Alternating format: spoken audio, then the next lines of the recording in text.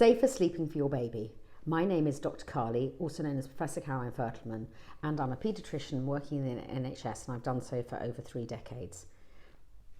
There are 3 main aspects, I think, just to tell you in this video about safe sleeping. Number 1, you need to put your baby on their back to sleep. Number 2, you need to put your baby on a flat, clear surface with nothing around them, on a firm mattress. And number 3 is not to smoke around your baby. The first thing is that since 1991, when the Back to Sleep campaign came in, cot death, the risk of cot death has been reduced by 80%. That's an enormous figure.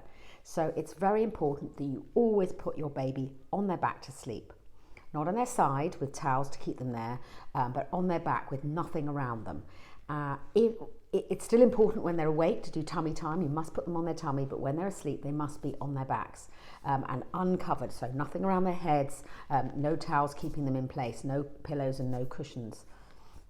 Once they're older and they can roll over, then there's no need to roll them back or anything. Once they're older and able to roll, that real risk of infant cot death has passed considerably. Most babies that we see die, unfortunately, from cot death in the first 3 months. The next thing is about the mattress you put them on. They need to be on a clear, separate, safe sleeping space. It needs to be firm. The evidence is clear that babies should stay in your bedroom with you until they're 6 months of age, and you're best having a separate space, a Moses basket or a cot that maybe attaches to your bed but is separate from your bed with nothing surrounding it, no cot bumpers, so that it's very, very clear. Again, no cushions, no nests, no pods. You want the baby up here to be completely exposed. So it's important to follow those particular guidelines. And I suppose part of that is, where is it safe from sleep?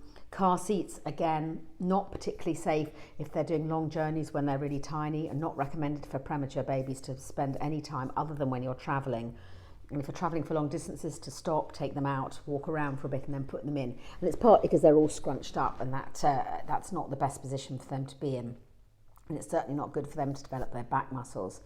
Similarly, they shouldn't be sleeping for long periods of time in a sling. There's some special rules about slings, and I will go through that in a different video.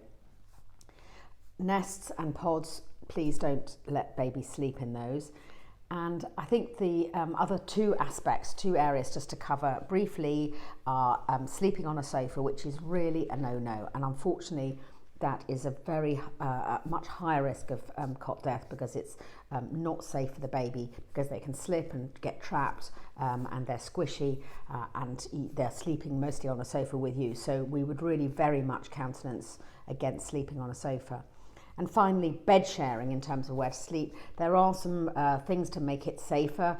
Certainly not if you smoke, not if the baby's premature, not if the baby weighed under 5.5 pounds, which is 2.5 kilos at birth, not if you've had any alcohol or your partner has, and also not if anyone smokes.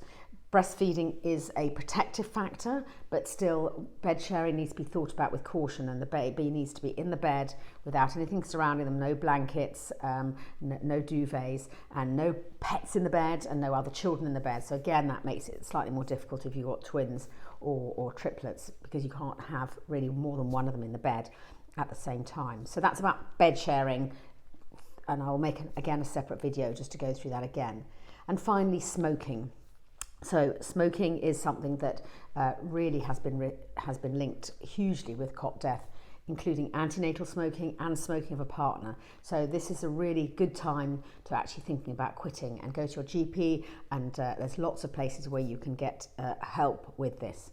So in summary, put your baby on their back, make sure their head is uncovered. They sleep in a coolish room between 16 and 20 degrees, that you are much more careful, and if possible give up smoking. And finally, they need to be in a separate, clear space with a firm mattress. If you've found this video useful, please do like and subscribe, and let your friends and other parents know about it.